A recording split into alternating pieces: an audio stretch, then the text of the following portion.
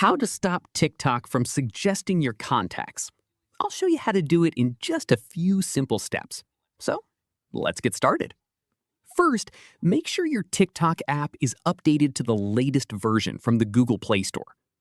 Now, open the TikTok app and tap on your profile in the bottom right corner. Next, tap the three-line menu in the top right corner. Then select Settings and Privacy. Now tap on Privacy. Now we'll see Suggest Your Account to Others. Tap on it.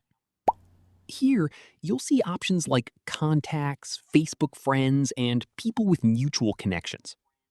Simply turn off the toggle next to Contacts if you don't want TikTok to recommend your account to people saved in your phone contacts. If you'd like even more privacy, you can also turn off the other suggestion options on this page. That's it. TikTok will no longer suggest your account to people from your contacts. If this tutorial helped you, don't forget to like, subscribe, and turn on notifications for more TikTok and Android how-to tutorials.